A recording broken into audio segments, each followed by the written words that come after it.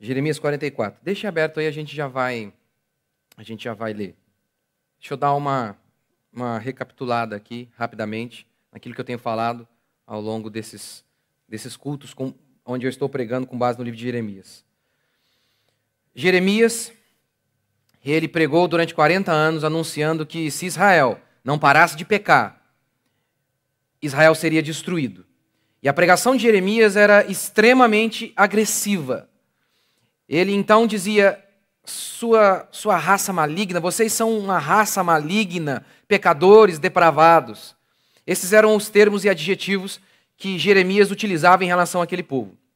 Não era Deus ama vocês, Deus tem um projeto na vida de vocês. Era: vocês serão destruídos. E Jeremias dizia: se vocês não se arrependerem, suas mulheres serão estupradas, os seus homens serão mortos, suas crianças também, a lavoura destruída e o templo arrasado. Esse era o pastor verdadeiro. Esse era o pastor que amava o seu povo. Do outro lado havia o falso pastor que dizia: Deus ama vocês, isso jamais acontecerá. Que Deus é esse que Jeremias está pregando? Isso não vai acontecer. Isso não vai acontecer. Deus ama vocês. Com isso o povo se sentia muito bem consigo. E a pregação do falso pastor gerava muito ânimo nas pessoas, mas não arrependimento. De maneira que o falso pastor desempenhou um papel muito fundamental na destruição de Israel. Com palavras de consolo e de paz, como disse Jeremias, com palavras de paz para um povo que estava em guerra com Deus, aquele povo achou que não era necessário se arrepender e continuou em seu caminho. Por isso, essa é a primeira e acho que é talvez uma das maiores lições do livro de Jeremias. O falso pastor, que era aquele que pregava em nome de Deus apenas aquilo que o povo queria ouvir, destruiu Israel. E nesse sentido, nós temos um paralelo muito parecido com este aqui do livro de Jeremias, que é o pregador moderninho. O pregador moderno, ele acredita piamente que a maneira de converter as pessoas a Deus não é chamando-as ao arrependimento. Eles dizem: é por meio do amor, de palavras de amor e de abraços. É por isso que, se antigamente você veria nas ruas e nas praças pastores, pregadores com o dedo em riste chamando as pessoas ao arrependimento, é muito comum que você veja hoje pessoas com plaquinhas do tipo: Deus te ama. Ou com aquelas grandes, já viu aquelas mãos de espuma? Distribuindo abraços. Eles acreditam que é assim que as pessoas vão se converter. Que a mensagem do evangelho nua e pura e crua é muito agressiva. Então eles precisam diluir essa mensagem. E eles dizem: é o amor.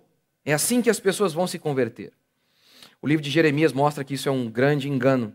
Elogiar, dar palavras positivas a pessoas que são insensíveis em relação aos seus pecados é deixá-las numa situação onde não haverá esperança alguma de salvação a essas pessoas. Animar pessoas que estão indo para o abismo é acelerar a sua queda. Pecadores que estão indo para o buraco não precisam de estímulo ou palavras de ânimo, precisam de advertência. Vou dar um exemplo para tentar provar isso. A escravidão. William Wilberforce foi levantado por Deus no século XIX para acabar com a escravidão na Inglaterra, o que provocou um efeito dominó, acabando com a escravidão em todo o mundo. William Wilberforce era um cristão devoto. Ele tinha dúvidas se ele deveria ser pastor ou político. Como eu poderei servir a Deus da melhor maneira? E John Newton, aquele que escreveu Amazing Grace, dizia para ele: Deus o fez para ser político. E todos os dias, todos os anos, ele se posicionava no parlamento inglês e pedia a abolição da escravidão em seu país. Todo mundo achava normal a escravidão. Como então, William Wilberforce chamou aquelas pessoas para mudar os seus caminhos, dizendo a elas: Deus ama vocês. Para aquelas pessoas que viam a escravidão como algo normal, que não estavam sensíveis em relação aos seus pecados. Assim como também todo mundo, no Brasil, por exemplo, diferentemente do que os seus professores dizem para você lá na escola, o negro, aqui no Brasil, quando ele ascendia socialmente, sabe qual era o seu objetivo maior? Ter um preto, como eles diziam. ter um negro como seu escravo. E eles não viam nenhum problema nisso. Nenhum problema. Você acha mesmo que aquele povo inglês e todo mundo, acostumado com a escravidão, alguns inclusive citavam a Bíblia para aprovar a escravidão, você acha que aquele povo precisava ouvir? Deus ama vocês. Deus tem um projeto para vocês. Aquelas pessoas que estavam completamente adormecidas em relação aos seus pecados. É por isso que William Wilberforce não era como os pastores de hoje, os pastores moderninhos. Há uma cena no filme Uma Jornada pela Liberdade, que narra a vida de William Wilberforce, onde ele convida a elite inglesa para ver um navio negreiro. Mas, obviamente, pelo contexto ali do filme, parece que o povo não sabia que era isso. Um navio negreiro, você sabe, eram aqueles navios que eram responsáveis para trazer negros e escravizá-los em outros países. Então, ele traz aquele povo, e quando o povo vai se aproximando, aquela elite toda engomada, rica, milionária, quando aquela elite vai se aproximando do barco, do navio negreiro, um cheiro insuportável. Eles começam a sentir um cheiro insuportável. Começam a levar seus lenços até o nariz. E William Wilberforce diz, não, retirem seus lenços, sintam esse cheiro. Esse é o cheiro da morte. Porque neste navio aqui, 600 pessoas, 600 negros, saíram de seu país de origem. E só 200 chegaram aqui, a maioria morreu. E a gente sabe também, muitas mulheres eram estupradas ali no navio. O que William Wilberforce estava dizendo é, vocês são criminosos, e vocês nem notam isso. E as pessoas começavam a chorar. Foram homens assim que mudaram o mundo. E não esses pregadores canalhas de nossos dias, que querem apenas atrair seguidores, que querem apenas falar aquilo que o povo quer ouvir. O livro de Jeremias mostra de maneira muito clara que Jeremias é que era o homem que amava o seu povo, ao dizer, arrependam-se, ao expor os pecados da nação. Esse é o grande tema do livro de Jeremias.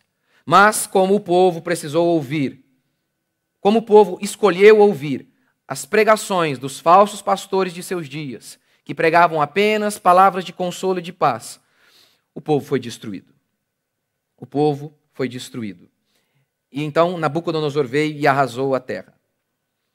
Nabucodonosor, por fim, colocou Gedalias no lugar, colocou Gedalias para governar a terra. E Jeremias dizia, submetam-se a Nabucodonosor, submetam-se a Gedalias. Mas diz o texto que havia um homem chamado Ismael. Ismael não quis se submeter. E Ismael matou Gedalias para tomar o lugar de Gedalias. Diz também a Bíblia, diz o livro de Jeremias, que Joanã, ele foi até o povo, resgatou aquele povo, porque Ismael, além de matar Gedalias, matou outros homens e fez cativo Israel. Muitos homens, ele os escravizou, ele os prendeu. Dessa maneira, Joanã parte rumo a Ismael, o derrota e livra aquele povo. O texto diz que Joanã, ele avisou Gedalias, Ismael quer te matar. Isso vai ser ruim para você e vai ser ruim para o reino. Joanã era um homem virtuoso, corajoso, sem sede de poder, preocupado com seu povo. Quando Gedalias não ouve, Gedalias morre, mas Joanã vai e salva seu povo. E Joanã se aproxima de Jeremias e lhe diz, Jeremias, humildemente eu suplico, humildemente, fale com Deus. Nós estamos aqui querendo ir para o Egito. Nós não queremos ficar aqui. Mas ore a Deus e fale conosco. E aquilo que Deus lhe disser, nós faremos. Seja bom ou ruim. Seja a palavra boa ou ruim, nós faremos. Diz o texto que Jeremias falou, ok. E Jeremias então disse, Deus me disse que vocês não devem ir para o Egito. Mas o povo, então, aquele mesmo Joanã, corajoso, virtuoso, que havia suplicado humildemente, respondeu, mentira, Deus não disse isso. Deus não disse isso. Nós não vamos fazer isso. E aí a gente chega aqui ao nosso texto de Jeremias, capítulo 44.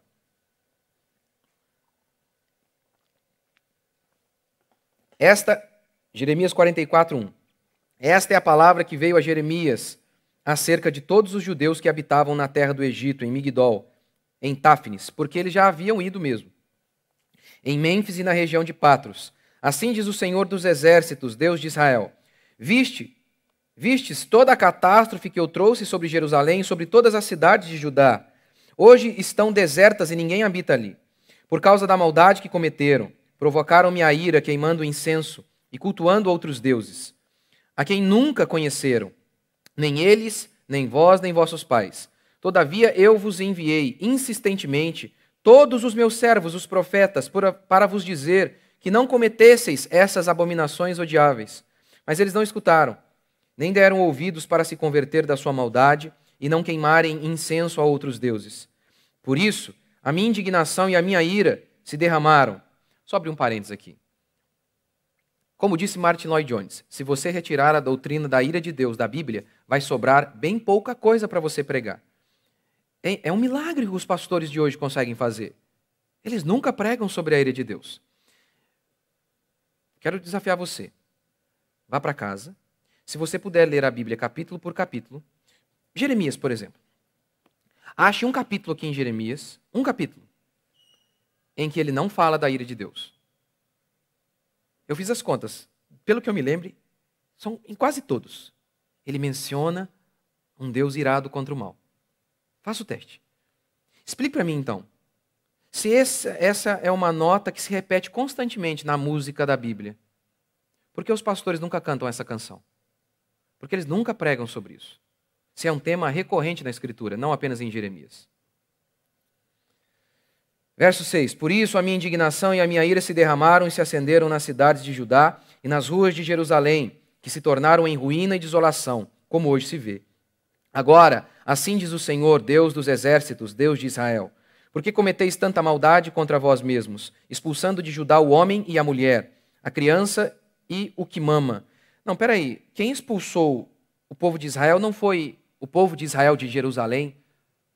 Não foi a Babilônia? Não foi? Mas Deus está dizendo, por que vocês fizeram isso? Vocês é que são os culpados por isso. Verso 9. Já estáis esquecidos das maldades de vossos pais, das maldades dos reis de Judá e de suas mulheres, das vossas maldades e das vossas mulheres cometidas na terra de Judá e nas ruas de Jerusalém? Vocês se esqueceram de tudo que vocês fizeram, de tudo que eu fiz a vocês por conta de seus pecados? Verso 13. Pois castigarei os que habitam na terra do Egito. Verso 15.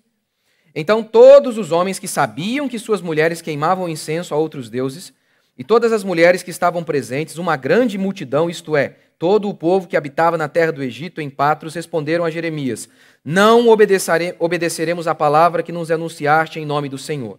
Pelo contrário, certamente faremos tudo o que prometemos. Queimaremos incenso à rainha do céu e lhe apresentaremos ofertas derramadas. É isso que nós e nossos pais, nossos reis e nossos chefes fazíamos nas cidades de Judá e nas ruas de Jerusalém. Naquele tempo, tínhamos fartura de pão, prosperávamos e não vimos catástrofe alguma. Mentira, né? É claro que é mentira, eu vou tentar mostrar que eles estão mentindo aqui. Mas Israel está destruído, o povo foi para o Egito. E por que o povo foi para o Egito? Ora, a Babilônia acabou de matar meus parentes. A Babilônia acabou de destruir a minha casa. Eu tenho aqui no Egito uma superpotência e um aliado político. É claro que, naturalmente falando, qualquer um pensaria que a opção de ir para o Egito seria a melhor. Então Jeremias vem e diz: não, fiquem aqui, debaixo do tacão desses homens que destruíram suas casas, mataram seus parentes e escravizaram os demais, levando-os para a Babilônia. Realmente não era tão fácil assim seguir o que Deus havia dito. Como nunca é. É um verdadeiro milagre ouvir, crer e obedecer a palavra de Deus. Eu quero falar hoje, mais uma vez, sobre o maior problema de todos, o pecado. Eu sei que muitas vezes você pode achar que o seu grande problema é uma questão financeira, conjugal, mas o que a Bíblia sempre diz é que o nosso problema é o pecado. A raiz de nossas angústias é o pecado. Romanos 6, 23. O salário do pecado é a morte. Romanos 2,9. Tribulação e angústia virão sobre toda a alma que comete pecado. Você não consegue mais escutar isso? Talvez você já ouviu isso como crente, como cristão. Você já ouviu isso muitas vezes. Talvez por ouvir muitas vezes você não escute mais. Assim como, por exemplo, quando há um defeito na sua casa. Um pedaço de tinta ali, lascada. É um defeito, mas você não enxerga mais. Por ver tantas vezes, você não enxerga. Meu filho tem o braço queimado aqui. Eu não vejo mais. Eu só vejo quando alguém fala, olha, ele queimou o braço. Eu nem lembro. Eu já vi tantas vezes que eu não vejo mais. O seu problema sempre é o pecado. Não é porque falta dinheiro. É porque falta fé. Não é porque as pessoas não gostam da gente. É porque a gente não se apegou em Deus. Não é porque as coisas estão dando errado. É porque nós não estamos presos nas coisas do alto, e sim mais nas coisas aqui desta terra. Sim, tribulação e angústia, na maioria das vezes tem a ver com os nossos pecados. E o pecado, ele é como um vulcão dentro de você, pronto a estourar.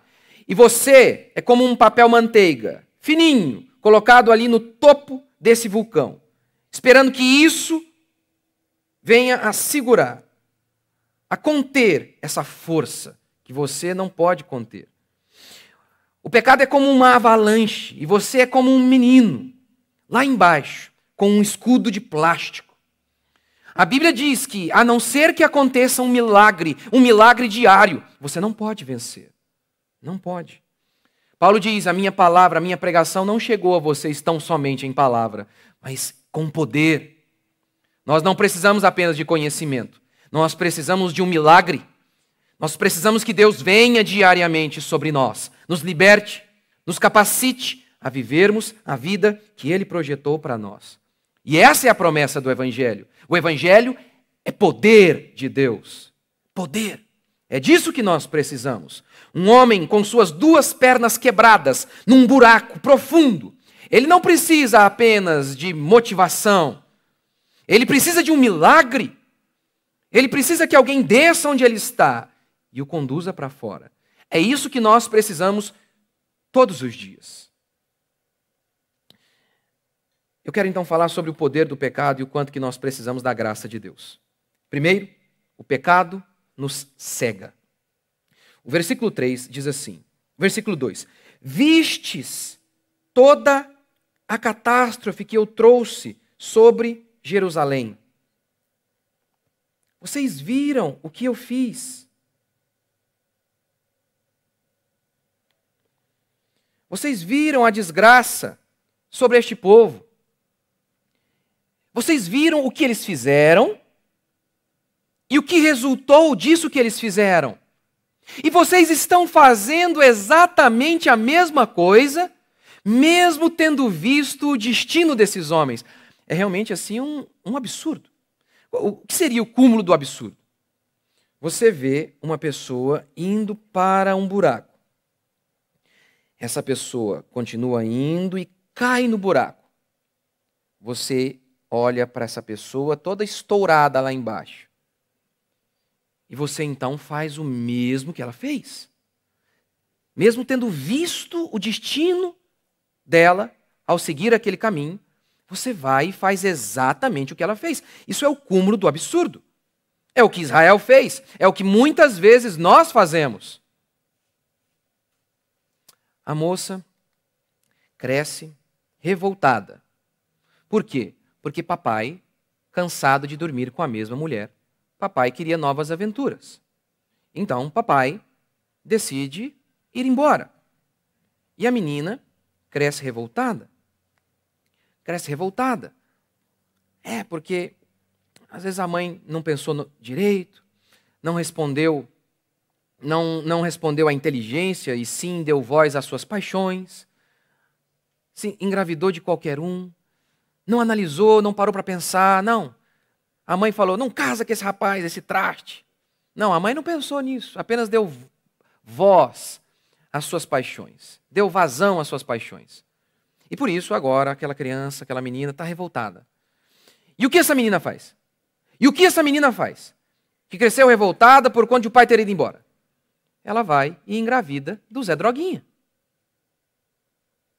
Ela faz a mesma coisa que a mãe dela fez.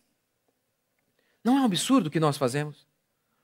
Nós vemos as burradas da nossa geração. Nós vemos. E o que nós fazemos? Repetimos. Vemos a escola falida. Vemos o que a educação moderna tem ensinado aos nossos filhos. E o que nós fazemos? Eles abandonaram a ideia de repreender o filho com firmeza. Não, abandonaram. E como as crianças estão? Um projeto de Chuck. E o que nós fazemos? Mesmo vendo o que isso tem gerado, seguimos o mesmo caminho. É impressionante. Em Jeremias 5:5, Jeremias diz: Tu os feriste e não lhes doeu. Consumiste-os e não quiseram receber disciplina. Endureceram o rosto mais que uma rocha. Deus os disciplina. E ao invés de se submeterem, ao invés de o povo se humilhar, o povo ficou mais revoltado ainda. Isso também acontece todos os dias. Acontece quando aquela pessoa está passando uma dificuldade, e muitas vezes por conta de seus próprios pecados. E aí, então, ela, enfrentando aquela dificuldade, ela fica revoltada com Deus. Mal sabe ela que ela está sofrendo aquilo ali justamente porque pecou. Mas não, ao invés de se humilhar, ela fica brava com Deus, perde o emprego. E ao invés de ver aquilo como Deus a disciplinando, ao invés de se ajoelhar e falar, Deus tem misericórdia de mim, de minha casa, não, ela fica brava. É impressionante o homem moderno. O homem moderno funciona assim. Deus, não se envolva comigo. Eu quero seguir a minha vida do meu jeito. Eu quero seguir o meu caminho com as minhas próprias pernas. Não interfira. E aí o homem vai em seu caminho e se arrebenta todo. E aí quando ele se arrebenta todo, ele diz, bravo para Deus, onde tu estavas? Ué, onde você me colocou? Lá longe, não foi? O pecado, em segundo lugar, ele apaga a memória. No verso 8 e 9, Jeremias diz, vocês se esqueceram de tudo aquilo que os seus pais fizeram e tudo aquilo que eu fiz em relação aos seus pais. Como que vocês se esquecem tão rápido? Veja todo o sofrimento que eles tiveram por conta de fazerem o que vocês estão fazendo. E vocês vão repetir, vocês se esqueceram. O pecado faz isso. Gera uma amnésia absurda. Lembra do World Trade Center, quando Bin Laden jogou 2 aviões em cima daquelas torres, das torres gêmeas? Lembra? O relato que a gente tem é que logo em seguida aquela tragédia, talvez a maior tragédia americana, as igrejas nos Estados Unidos ficaram abarrotadas. Abarrotadas. Para logo em seguida voltar ao normal. As pessoas chegam à igreja e geralmente elas não vêm para a igreja depois de ganhar na loteria. Dificilmente. Dificilmente. Aquele papinho, veio por amor ou veio pela dor, é um completo engano. As pessoas vêm quando estão sofrendo. E aí, o cara chega à igreja. As coisas melhoram, sempre melhoram. Eu não creio na teologia da prosperidade, mas melhora. Porque, primeiro, ele passa a ter ânimo, fé. Fé. Às vezes chega já sem esperança, sem conseguir ver uma solução, mas ele se enche de fé. E a fé é força, força para trabalhar. Segundo, os vícios ele começa a deixar para trás, prospera mesmo. O irmão aqui da igreja ele me contava que gastava uns R$800 por mês no boteco. Prospera mesmo. Do 800 conto que ele não gasta mais, sei lá, dava uns 30% do salário dele. Terceiro, a bênção de Deus. Então as coisas costumam se ajeitar. Mas basta as coisas se estabilizarem mais ou menos e eles rapidamente se esquecem. Se esquecem. Se esquecem de que eles estavam destruídos uma época justamente porque estavam longe de seu Criador. Veja o caso aqui de Israel. Israel havia acabado de ser destruído. Ismael havia feito cativo aquele povo. Joanã vem e liberta aquele povo. Um leve relaxamento nas algemas já foi o bastante para Israel se esquecer de seu Criador. Quando o povo de Israel era nômade, estava no deserto, Deus disse ao povo: vocês vão para a terra que eu vou dar a vocês. Uma terra que mana leite e mel. Vocês vão prosperar lá. E aí Deus diz assim: nesse momento, quando vocês prosperarem, não se esqueçam de mim. É engraçado, ele não diz assim: olha, quando vocês estiverem mal, não se esqueçam de mim. As pessoas, quando estão mal, quando elas estão bem ruim, elas se lembram. Ah, como elas se lembram. Até ateu, um avião caindo, lembra de Deus, não é? Até ateu.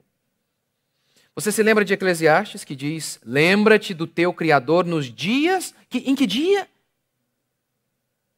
É claro que devemos nos lembrar de nosso Deus em todos os dias. Mas por que ele vai falar da mocidade? Lembra-te do teu Criador nos dias da tua mocidade. É porque quando você é novo, você pode ter muita ilusão de que você não precisa de Deus. Como pastor, eu constantemente vou a velórios, em enterros e a hospitais. Essa semana fui ao hospital e fui também a um enterro. Ora, nos hospitais eu vejo homens, já vi várias vezes, já cheguei algumas vezes para visitar uma pessoa e de repente falei: poxa, esse cara aqui eu conheço. É aquele cara, aquele empresário forte aí na cidade. Ele não consegue nem levantar a mão agora. Na cama, velho, doente, fraco e feio por conta da doença, que o chupava, precisando de ajuda até para se limpar. Não dá para ser arrogante numa situação dessa, dá? Não dá para andar cabeça erguida assim. Não dá mesmo, ele nem conseguia levantar a cabeça. É quando se é jovem, que é forte, belo, independente. Você, 20, 30, 40 anos, você não precisa de alguém para levá-lo ao banheiro. Você não precisa. Você pode dizer para o seu pai: que se dane, vou trabalhar, vou dar duro, não preciso de ninguém. Uma pessoa no hospital não pode dizer isso. Uma pessoa na velhice geralmente não pode dizer isso. Não pode. Como nós tendemos a nos esquecer de nosso Criador. Como que nós tendemos a nos esquecer de nosso Deus? O pecado faz isso. O pecado apaga a nossa memória. Terceiro, o pecado nos engana. No verso 17, o povo disse assim: não vamos seguir a Deus. E sabe por quê? Quando nós e nossos pais, quando nós seguíamos os outros deuses, nós éramos prósperos. Não havia falta de nada. É ruim quando a gente acha que a santidade é a causa da nossa desgraça. É muito ruim quando a gente acredita que a nossa fé em Deus está trazendo muitos prejuízos para nós. Claro, para pessoas que acreditam que o alvo da vida não é a justiça, a glória de Deus, o reino de Deus, e sim, dinheiro, status, essas pessoas costumam acreditar, sim, que o evangelho, que a fé em Jesus, traz muitos prejuízos.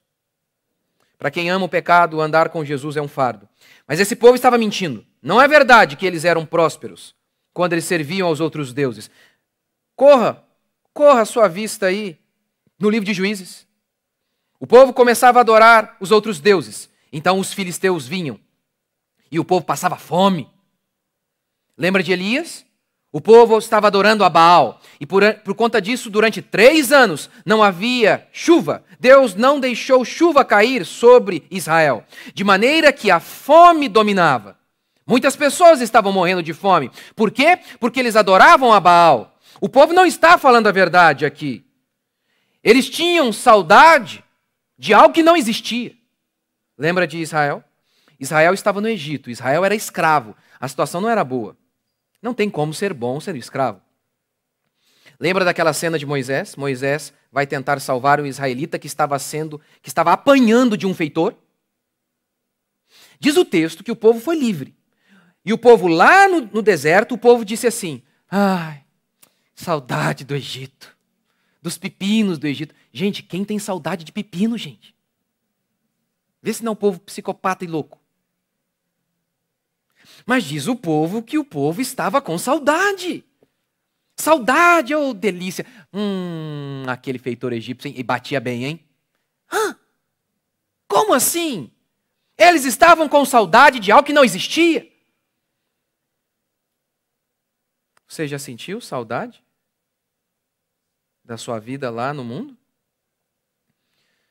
Ora, eu tentei pensar em muitas coisas para como falar isso. Eu não consegui pensar em nada a não ser nos meus arquivos aqui. Consegui me lembrar apenas de mim mesmo. De que, não, eu não tenho saudade. Quando eu era garoto, eu tinha uns 15 anos, eu jogava no time adulto da cidade. Nenhum garoto jogava, somente eu, garoto novo assim, só eu. Então eu já era muito feliz, já me sentia o máximo por isso. Obviamente, na maioria das vezes eu não começava o jogo como titular, era garotinho de tudo, magrelo, pequenininho, mas era uma conquista estar ali. E aí um dia, houve um jogo, os dois melhores times da cidade estavam jogando, eu jogava em um, e logo no começo alguém se machucou, e o estádio estava bem cheio, e o povo começou a gritar pelo meu nome, que no caso, na época, era Rodriguinho. Eu não sei, de manhã riram também, eu não sei. Ué, gente, quando você era criança não tinha apelido também? Também tinha, não pode? O povo me vê, esses dias eu vim de bicicleta, aqueles se desmaiaram, falei, que isso, pastor de bicicleta? Uai! Eu não sei, eles só vê o pastor aqui, eles pensam que o pastor não faz mais nada da vida, né? Sei lá. E aí começaram a gritar o meu nome, eu fiquei emocionadíssimo, falei, caramba! E entrei e fui super bem no jogo, que era o ápice para mim, um garoto ali, né? Aí fui para um churrasco, comemorar, outra coisa maravilhosa, churrasco. E eu sempre fui um banana, muito medroso, tinha vergonha de falar com as meninas, mas naquele dia específico tive coragem, e havia uma moça lá muito bonita, não como a minha esposa, obviamente. Contar assim, senão não vai apanhar, né? Mas aí estava lá, e uma moça muito bonita, e aí deu uns beijinhos na moça, o que era para um garoto de 15 anos assim, o ápice, não? O ápice. E aí, eu peguei a minha bicicleta, e isso era na Estufa, lá em Ubatuba, vim fazendo o caminho de volta para casa e me perguntando, naquele que era o ápice para mim, por que eu sou tão triste? Por quê? Eu não tenho saudade. Estar com Cristo é inigualável. Não há nada melhor. Como disse o salmista. Oh, eu prefiro estar à porta da tenda da congregação a permanecer nas tendas da perversidade. O que ele quer dizer? Eu prefiro ser um porteiro na tua casa do que ser um sheik lá no mundo. Quarto e último princípio. Esse negócio aqui está no centro. Quarto, a cura para o pecado é sempre o mesmo remédio. Arrependimento e fé. Coisas distintas, mas inseparáveis. Inseparáveis. Não acuse Israel de imediato. Seja um pouco mais misericordioso com esse povo rebelde, que depois de várias profecias se cumprindo, ainda assim esse povo preferiu desobedecer a Deus e ir para o Egito. Como eu disse no começo, os babilônicos destruíram a casa daquelas pessoas, mataram seus parentes e escravizaram os demais. Mas Jeremias disse, obedeçam esses babilônicos, fiquem aqui e vocês vão viver. O medo, a raiva, com certeza, deviam tomar conta do coração daqueles judeus. Quem não pensaria em ir para o Egito? Quem não pensaria? O que Jeremias estava pedindo, em primeiro lugar, exigia-se humilhação. Humilhação. Era isso que ele dizia. Várias vezes ele disse isso. Coloquem o pescoço aqui no jugo e vocês vão viver. Se humilhem e vocês vão viver. E esse é sempre o convite, essa é sempre a ordem que Cristo faz. Tanto é que o cristão, o caminho do cristão com Deus é simbolizado por tomar uma cruz. Tomar uma cruz. Isso não faz mais parte do nosso imaginário como fazia do imaginário de qualquer judeu. Pense o que passou na cabeça dos discípulos quando Jesus disse o seguinte: andar comigo é tomar a cruz. Pense nisso.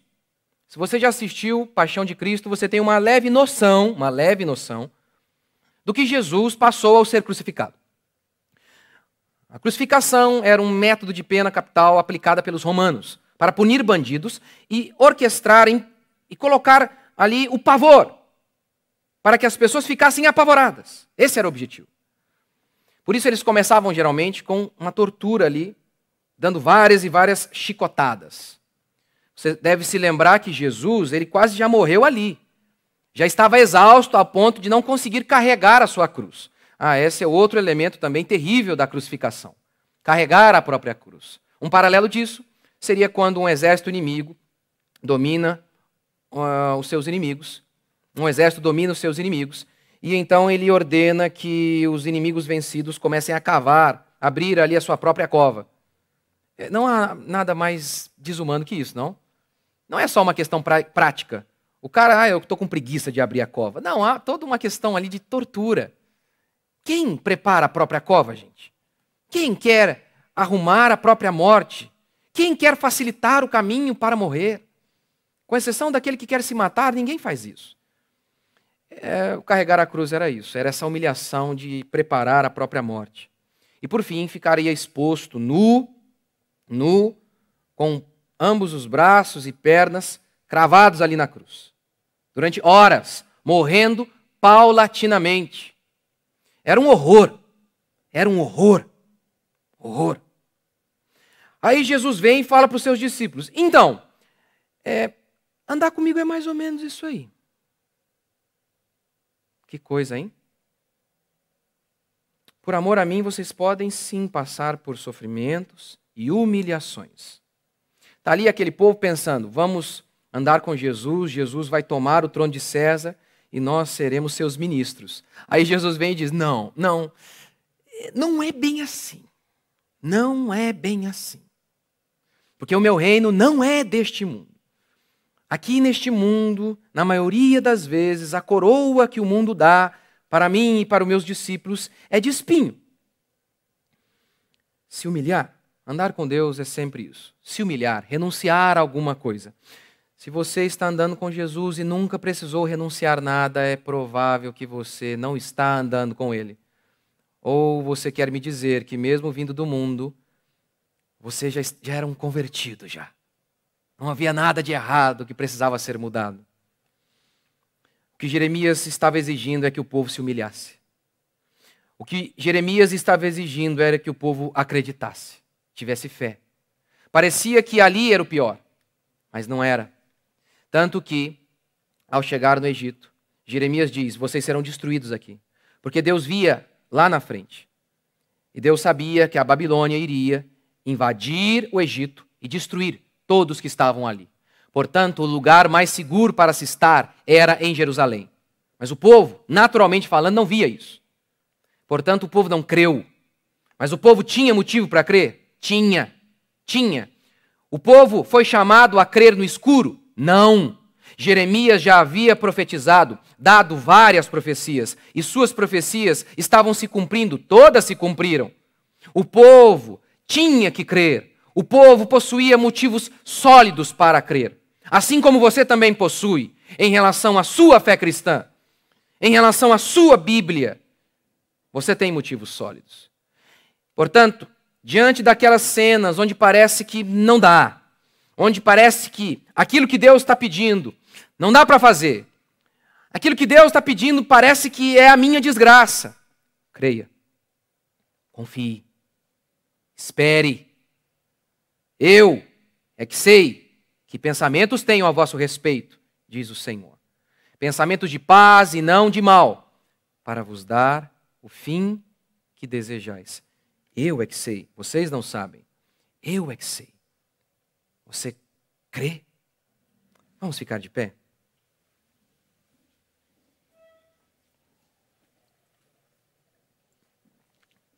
Pessoal do louvor,